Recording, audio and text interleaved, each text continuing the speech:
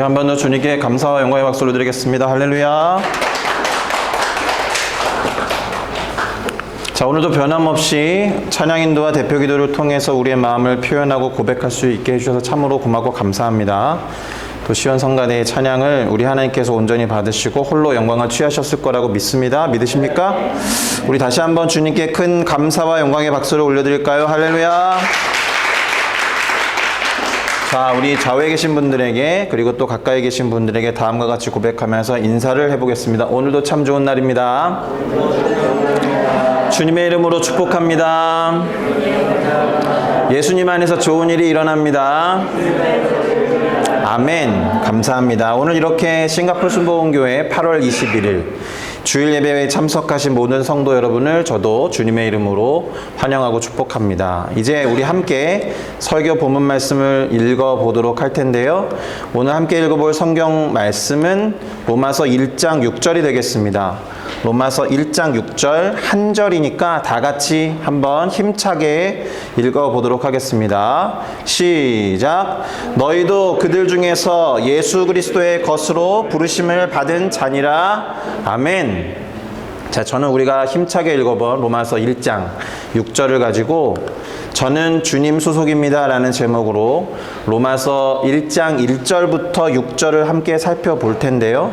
그 안에서 깨달음을 얻고 깨달음으로 그치지 않고 우리의 삶과 신앙에 우리 성도 여러분과 함께 적용해 보려고 합니다. 다 같이 제목을 따라 읽으실 때 이 세상 누구에게 당당하게 말하고 선포한다는 생각으로 힘차게 따라 읽어주시기를 부탁을 드리겠습니다.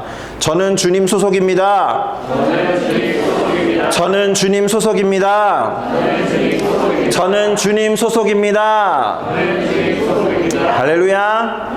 자, 우리 교회는 8월달 이 한 달을 부르심과 소명이라는 제목으로 예배하면서 말씀을 함께 살펴보고 있습니다.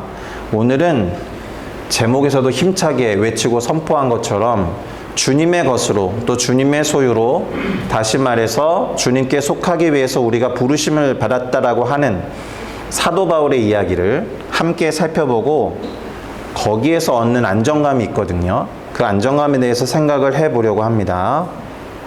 자, 그럼 다음과 같은 속담으로 먼저 시작을 좀 해볼까 하는데요. 내 코가 석자라는 속담이 있습니다. 무슨 뜻인지 잘 아실 거라고 생각하는데 다른 걸 신경 쓸 만큼 여유가 없다라는 뜻입니다. 콧물이 코에서부터 흘러내려서 바로 훌쩍이고 들이마시지 않으면 떨어져 버리는 상황이 되니까 다른 걸 살필 겨를이 없겠죠. 온통 시선과 관심이 흘러내리는 콧물이 있을 테니까. 그래서 어린 시절에 저는 코를 참 많이 먹었어요. 네, 떨어지기 전에. 자, 눈앞에 놓여있는 긴급하고 중요한 일들을 해결하지 않으면 안정감을 가질 수 없다라는 뜻으로 사용되는 속담이기도 합니다. 자, 이렇게 우리는 안정감에 대한 요구, 안정감에 대한 욕망을 갖고 있어요. 그리고 그 안정감에 대한 욕구 말고도 다양한 욕구와 욕망들이 우리들 안에는 있기 때문에 어쩌면 우리의 삶은 그것을 충족하기 위한 그런 삶이 되는지도 모르겠습니다. 자, 이와 같이 우리 인간들이 갖고 있는 욕구와 욕망에 대해서 아주 깊이 심도 있게 연구한 심리학자가 한 분 있습니다. 뭐 한 분만 있는 것은 아니겠지만 에이브라함 매슬로우라는 심리학자가 있습니다. 신학자는 아니고요. 자, 이 사람으로 하여금 심리학계에서 유명해지게 만들게 했던 그의 이론이 무엇이냐 하면 욕구에 관한 5단계 이론입니다. 욕구와 욕망에 관한 5단계 이론. 자, 그걸 잠시 살펴보면 우리 인간들이 가진 욕구에 대해서 조금 더 잘 이해할 수 있을 텐데 물론 욕구를 이해하는 시간이 예배는 아닐 테지만 자, 에이브라함 매슬로우는 인간이 가진 욕구를 다음과 같은 그림으로 설명하려고 시도를 했어요. 잘 안 보이실 텐데 설명을 해드리면 인간의 욕구라는 것이 하위 단계에서 시작을 한다라는 거죠. 가장 기본적이고 원초적인 욕구가 충족되어야만 그 윗단계의 욕구 그리고 그것이 충족되어야만 그 다음 욕구를 바라보면서 또 욕구를 충족하기를 바란다라는 뜻이 됩니다. 가장 하위 단계에는 욕구가 가장 기본적인 욕구가 되는 거죠. 아까 제가 왜 내 코가 석자라고 했느냐 하면 그 가장 하위 단계의 욕구가 해결되지 않으면 그 윗단계의 욕구를 바라볼 겨를이 없는 거예요. 그것에 대해서 생각할 만한 기회를 얻지 못한다는 것입니다. 자, 그러면 가장 하위에 있는 기본적인 욕구에는 어떤 것들이 있느냐? 신체적인 욕구, 그리고 생리적인 욕구와 감각적인 욕구들이 있습니다. 뭐 쉽게 말하면 먹고 싶고, 자고 싶고, 눕고 싶고, 입고 싶은 그런 욕구들을 말합니다. 가장 원초적이고 본능적인 욕구이기 때문에 거의 동물이 가진 본능과 거의 다를 바가 없습니다. 다시 말씀드리듯이 이 욕구가 충족되기 전까지 그 상위에 있는 욕구를 생각하지 않게 된다라는 말입니다. 내 코가 석자이기 때문에 안전에 대한 욕구니, 뭐 사랑에 대한 욕구니, 자기 존중이나 자기 충족이나 자아 실현의 욕구는 신경 쓸 겨를이 없다라는 거예요. 그런데 우리가 함께 주목해 보고 싶은 그 욕구가 하나 있습니다. 3단계에 해당하는 욕구가 있는데요. 그것이 무엇이냐 하면 사랑의 욕구라고 부르는 거예요. 누군가로부터 사랑을 받고 싶다. 그리고 누군가를 사랑하며 섬기고 싶다라는 그런 욕구예요.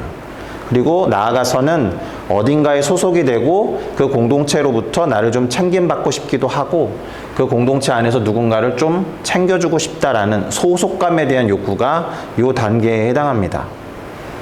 거듭 말씀드리는 것이지만 아래에 있는 기본적인 욕구가 충족이 되어서 그래서 그 다음 욕구에 신경을 쓰게 될 때에야 비로소 사랑이나 소속에 대한 이야기들을 사람들은 주거니 받거니 한다라는 거예요. 내 코가 석자인 상태에서 벗어나니까 다른 사람들의 콧물이 눈에 들어오는 거죠. 예. 다른 사람이 그때서야 눈에 들어오고 그 사람의 필요를 챙겨주기 위해서 공동체도 만들고 또 사랑을 표현한다라는 뜻이 되는 겁니다. 그런데 인간의 죄성은 끝이 없어서 인간이 참 못돼가지고 그 다른 이의 코를 닦아줘야 되는데 그 사랑과 소속감의 욕구를 충족시켜 줄 법도 한데 왜냐하면 우리 스스로가 그것에 대한 욕구가 욕망이 있다는 것을 잘 알고 있기 때문에 그런데 안타깝게도 그 욕구를 이용해서 다른 이들을 괴롭히는 경우도 제법 많이 벌어져요. 대표적인 것이 아웃캐스트, 왕따죠. 왕따를 만들어버린다라는 거예요. 그러니까 이게 절묘하게 사람이 살아가는 인생 단계를 펼쳐놓고 보면 소속감이랄지 사랑이랄지 이에 대한 욕구가 처음으로 진지하게 발현되는 때가 청소년 시기거든요. 한참 사랑이나 소속에 대한 욕구와 욕망에 막 용솟음치고 있는 이때에 왕따를 당하게 되면 속된 말로 미치고 환장하게 되는 거예요. 이렇게 충족이 안 되면서 사람들은 어떤 감정을 극단적으로 느끼게 될까요? 외로움이겠죠. 제가 방금 이 외로움이라는 감정을 극단적이라는 단어로 표현을 했습니다. 극단적으로 그 감정을 체험하게 되니까 매우 익스트림하게 체험하게 되니까 그것을 푸는 방법도 극단적으로 치달을 가능성이 높아져요. 외로움을 극단적으로 표현하는 방법, 외로움을 극단적으로 해결하기 위해서 사람들이 선택하는 안 좋은 방법들이 소위 말하는 자살이나 자해나 반사회적인 행동들을 하게 된다라는 것입니다. 극단적인 극단적인 감정을 극단적으로 느끼기 때문에 극단적인 표현을 하게 된다라는 것을 이 소속감이라는 욕구와 관련해서 한번 잘 생각해 볼 필요가 있습니다. 그러니까 이러한 욕구를 아주 건강하고 안전한 방식으로 해소를 시켜주기 위해서 또 충족시켜주기 위해서 우리 삶에는 필요한 것들이 있습니다. 이들을 돕는 소속, 공동체가 있어야 한다는 거예요. 또 그 어딘가에 소속이 될 뿐만이 아니라 그가 속한 공동체가 이와 같은 욕구를 잘 충족시켜주고 받아줄 필요가 있겠죠. 사실 교회 공동체에게 요구하는 대단히 중요한 필요와 콜링이 여기에 있다고 생각합니다. 교회 공동체에 왔을 때 내가 사랑을 받고 또 내가 사랑을 해줄 사람이 있구나라는 것을 느끼는 것은 대단히 중요합니다. 특별히 교회 공동체 안에 하나님의 임재가 있다는 것을 생각할 때 여기에서는 나의 어떤 치부를 드러내도 나의 허물을 드러내도 안전하겠구나 이런 생각을 할 수 있어야 하겠죠. 우리 교회 공동체가 그렇게 되고 있는지 스스로들에게 한번 자문해 볼 필요가 있겠습니다. 이렇게 우리는 어딘가에 속하고 싶어 해요. 어느 정도 내 코가 석자인 상태를 벗어나면 그래야 안정감과 평안함을 느끼게 된다는 것입니다.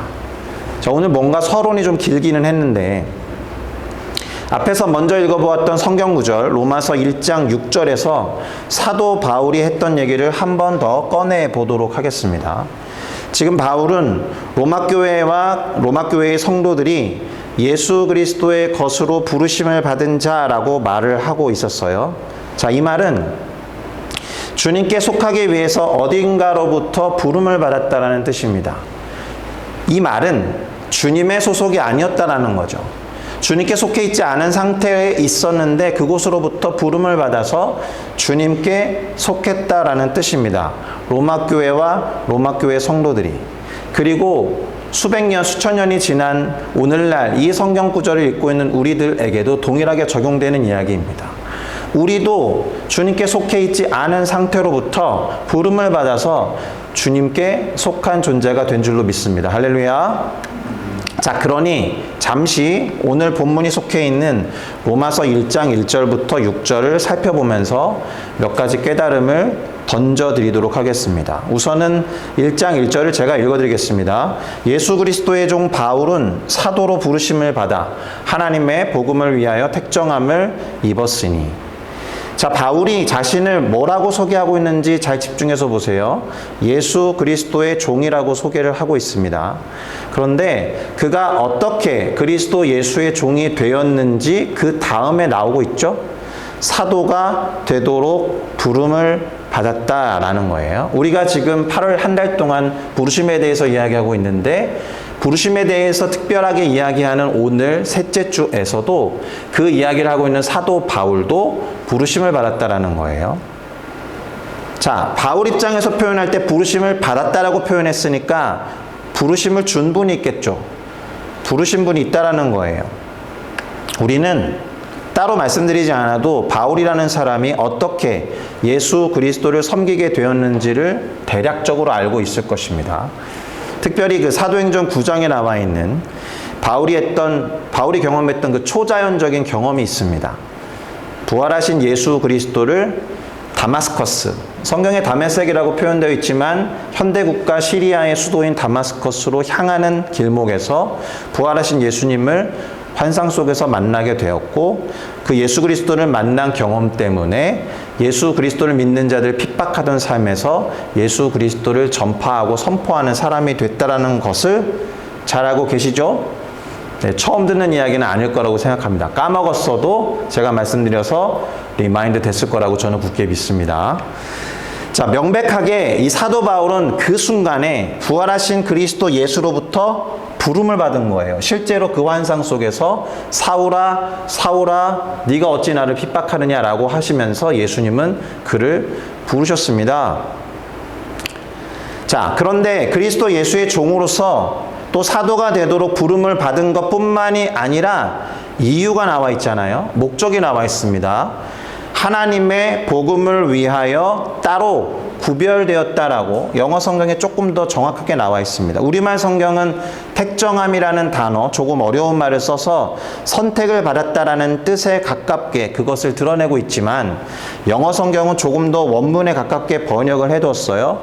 따로 놓아두다, 따로 두다라는 의미에서의 set apart를 쓰고 있다는 말입니다. 그러니까 구별 또는 구분이라는 뉘앙스를 조금 더 살려서 사도 바울의 부르심을 설명하고 있다는 것에 주목해 볼 필요가 있겠습니다. 정리해 보면 바울은 하나님의 복음을 위해서 따로 구별되도록 선택을 받았고 그리고 사도가 되도록 부름을 받은 그리스도 예수의 종이었다라고 그분을 소개해 드릴 수 있겠습니다. 자, 이 구절 안에서도 무엇을 확인할 수 있는지 짚고 넘어가겠습니다. 우선 사명이 없는 소명은 없다라는 거예요. 무슨 말이냐 하면 보내심이 없는 부르심은 없다라는 말입니다.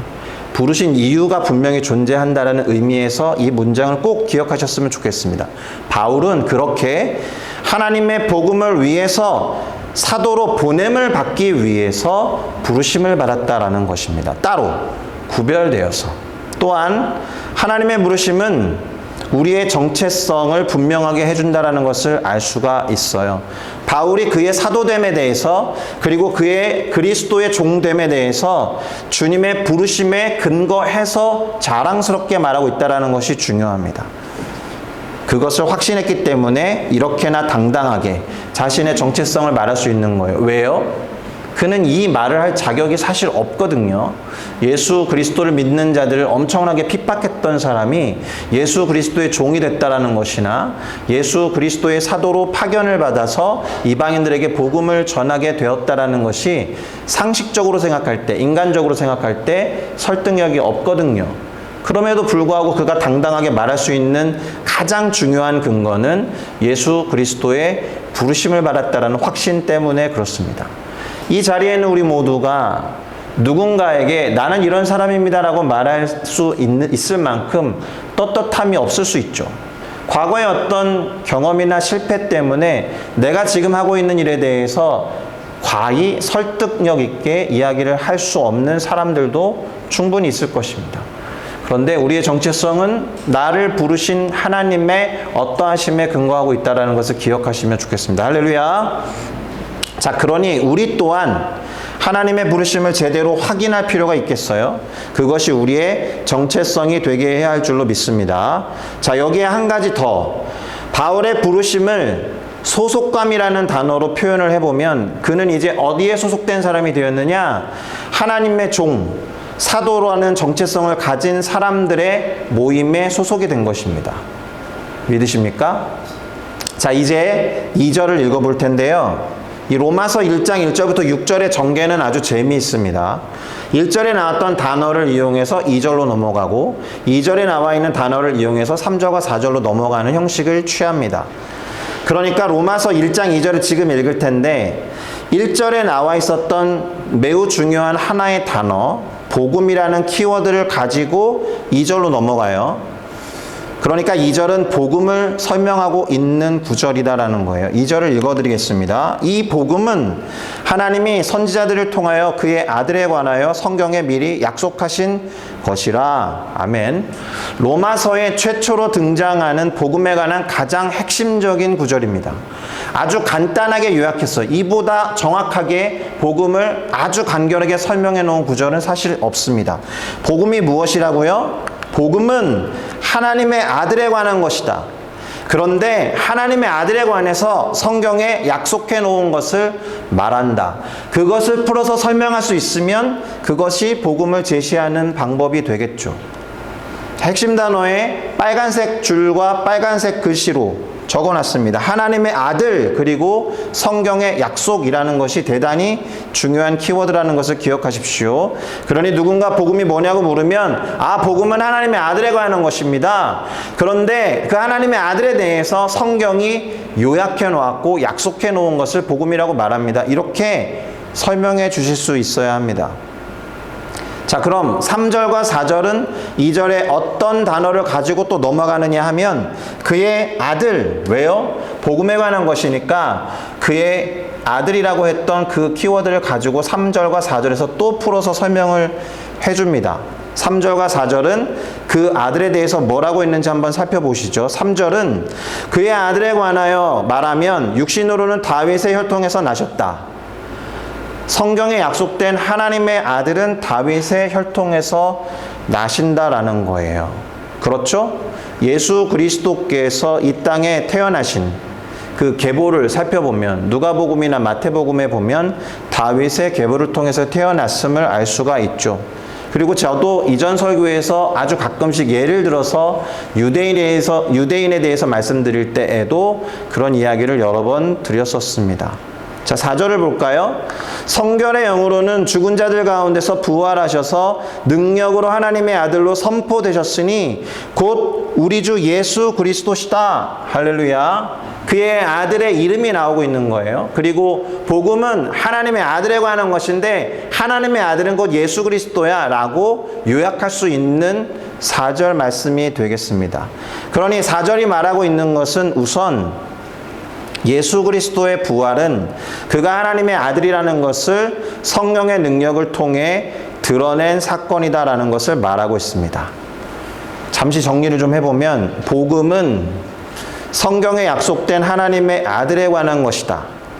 그런데 그 아들은 다윗의 계보에서 태어날 것이고 성결의 영고 성령의 능력에 의해서 그가 누구인지가 드러날 것인데 예수가 곧 하나님의 아들이라는 것을 드러내는 사건이 그의 부활이다라고 정리할 수 있어요.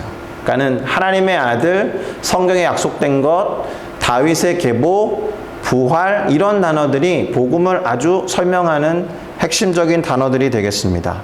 이것이 복음의 엑기스라는 것을 기억하시면 좋겠습니다. 자, 그럼 나머지 5절과 6절은 무엇이냐? 다시 바울은 부르심에 관한 이야기로 돌아가요. 아주 중요하겠죠. 왜요? 복음 때문에 그 이후에 부르심이라는 것이 생겨났거든요. 복음 때문에 부르심이 존재하게 된 거예요. 복음으로 부르셔야 했고 복음을 또한 전하라고 누군가를 부르셔야 했거든요. 5절을 읽어보겠습니다. 그로 말미암아 우리가 은혜와 사도의 직분을 받아 그의 이름을 위하여 모든 이방인 중에서 믿어 순종하게 하나니. 자, 다시 말해서 복음이신 그리스도 때문에 우리, 곧 지금 이 구절에서는 사도 바울과 성도들을 모두 포함하고 있는데 그리스도 예수 때문에 은혜를 받았다라는 거예요. 그리고 무엇보다 사도의 직분이라는 것을 받았다라는 말입니다. 여기에도 부르심의 이유와 사명이 기록되어 있죠. 그것이 뭐라고 되어 있습니까? 모든 이방인 중에서 사람들을 불러내어 믿음에 의한 순종을 하도록 사도의 직분과 은혜를 받았다라는 것입니다. 또다시 말씀드리지만 모든 이방인 중에서 믿음에 의해 순종하도록 어떤 사람을 불러내는 일 때문에 사도라는 직분 그리고 은혜가 우리 모두에게 주어졌다라는 것입니다. 동의가 안 되실 수 있습니다. 나는 사도가 아니거든요. 나는 목회자도 아니고 나는 사역자도 아니니까 내가 감히 이방인들에게 가서 그들이 믿음에 순종을 하도록 불러낼 수 있지 못할 것 같거든요. 그러나 여러분, 은혜는 받으셨잖아요. 사도직까지는 모르겠지만 하나님의 자녀로서 은혜를 받았다라면 방금 기록한 구절대로 우리는 모두 이방인 무리에 속해 있는 사람들을 불러내야 한다라는 거예요. 이것이 우리를 부르신 이유인 거예요. 아멘이십니까? 네. 크게 말하지 않아도 돼요. 진지한 아멘이 더 중요한 거예요. 아, 그렇구나. 자, 마지막으로 오늘 우리가 벌써 2번이나 읽었던 6절을 한 번 더 읽어보겠습니다. 너희도 그들 중에서 예수 그리스도의 것으로 부르심을 받은 자니라. 아멘. 자, 여기에서 그들 중에서라고 할 때 그들은 이방인들을 말합니다. 그리고 너희는 이 편지를 받아서 읽고 있는 로마 교회와 로마 교회 성도들을 말하는 것이겠죠. 풀어서 설명을 하면 로마 교회와 성도들인 너희들도 원래는 이방인 무리에 있다가 예수 그리스도의 것으로 부르심을 받은 자들이다 라는 것을 이 6절은 말하고 있습니다. 자, 일단 여기에서 반드시 짚고 넘어가야 하는 아주 중요한 것이 있어요. 이방인이라는 개념 때문에. 그런데 이 이방인이라는 개념이 신체적인 개념이나 육체적인 개념이 아니겠죠? 또 민족적이고 인종적인 개념이 아닐 것입니다. 왜 그럴까요? 이미 이 편지를 수신하고 있는 로마 교회와 로마 교회 성도들은 유대인들이 아니잖아요. 그쵸? 그들은 신체적으로나 또 육체적으로나 민족적으로나 여전히 이방인임에도 불구하고 사도 바울은 그들이 이방인으로부터 나와서 그리스도께 속한 자들이라고 말했으니까 사도 바울은 이방인의 개념을 조금 다르게 보고 있는 것입니다. 예수 그리스도의 것으로 부름을 받았느냐 안 받았느냐가 대단히 중요한 기준이 된다라는 것입니다. 내가 그분께 속했느냐, 내가 그분께 속한 것이 아니냐, 내가 그분께 속했다라면 이방인이 아닌 것이고, 그분께 속하지 않았다라면 아무리 민족적으로, 아무리 인종적으로, 아무리 육체적, 신체적으로 유대인이다라고 해도 그들은 이방인인 셈입니다. 그러니 우리들 스스로에게 이렇게 질문을 해보셔야죠. 나는 주님께 또는 예수님께 속하였는가? 바로 이 질문에 답하셔야 합니다. 뭐라고 대답하시겠습니까? 오늘 제목 그대로 말하시면 되는 거예요. 뭐라고요? 네, 저는 주님 소속입니다. 할렐루야. 아멘. 더 크게 아멘. 아멘. 그러니까 따라 고백하십시오.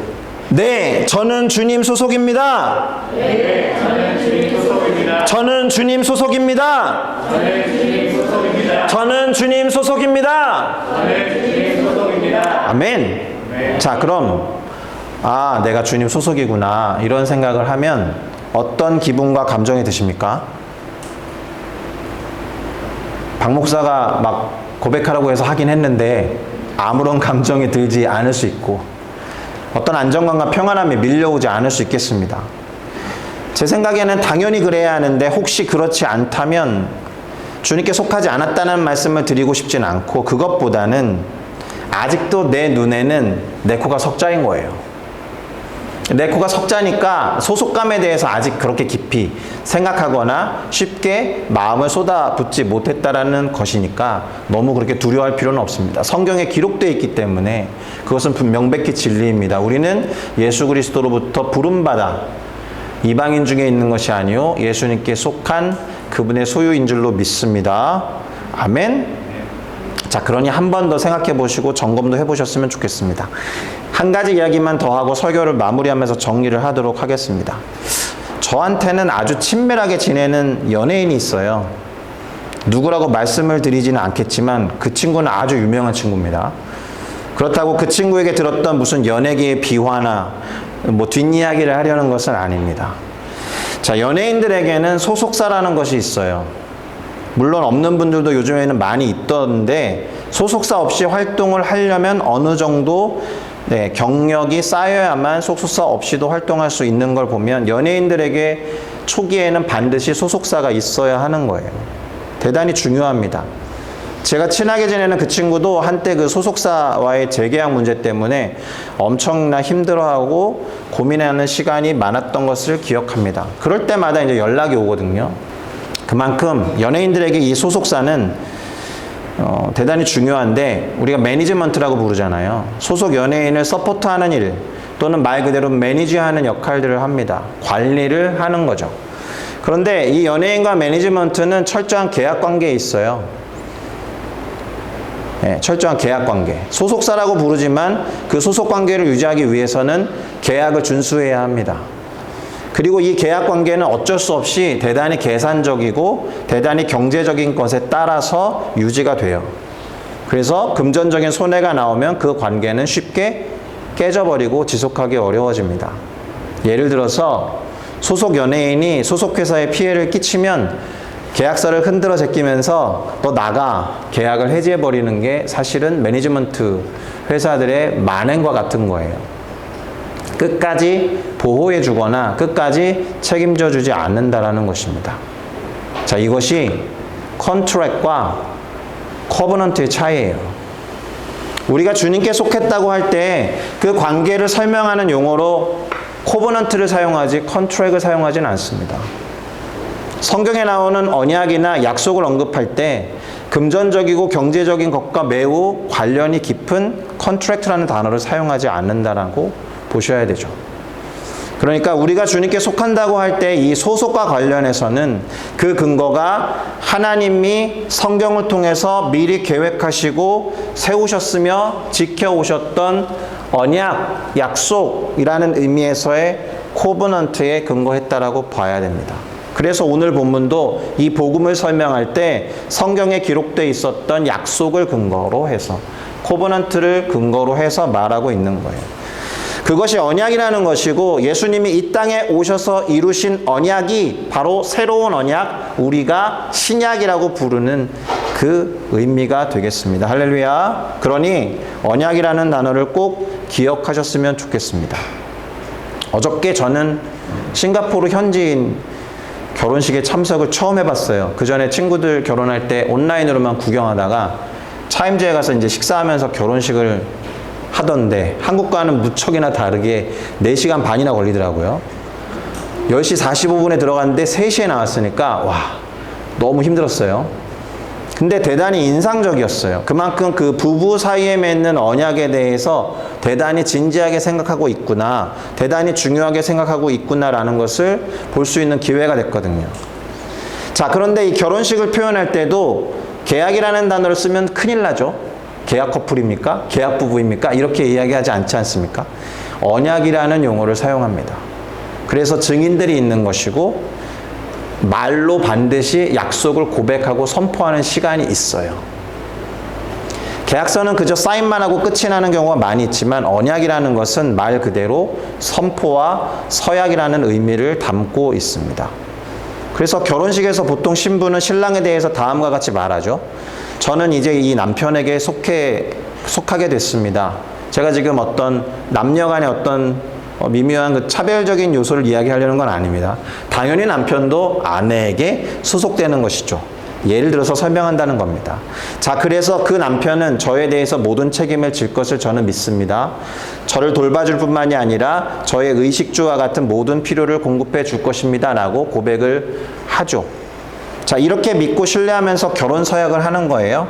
이 서약과 약속을 신랑이 또는 신부가 지켜가지 않는다라고 하면, 또 책임을 다하지 않는다라고 하면 이 결혼은 유지될 수가 없는 것입니다. 자, 성경은 우리를 신부라고 부르고 주님을 신랑이라고 부릅니다. 우리의 신랑 되시는 예수님도 마찬가지이실 것이에요. 끝까지 우리들의 필요를 채워주실 것이고 모든 책임을 짊어지시는 분이라는 거예요. 그래서 우리를 보호하십니다. 할렐루야. 그것도 언약의 근거에서, 계약적인 관계가 아니라 언약의 근거에서 우리의 소속이 그분께 있기 때문에 그렇습니다. 자, 이제 설교를 마무리하고 정리를 하겠습니다. 사람은 어딘가에 소속되고자 하는 욕구와 욕망을 갖고 있어요. 그만큼 어딘가에 소속된다는 것이 중요하다는 말이 될 것입니다.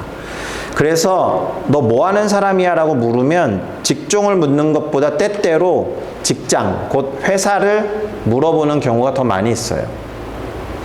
그렇게 내가 어딘가에 소속된 집단, 그것이 그 사람에 대해서 더 많은 정보를 주는 것처럼 생각될 때가 많습니다.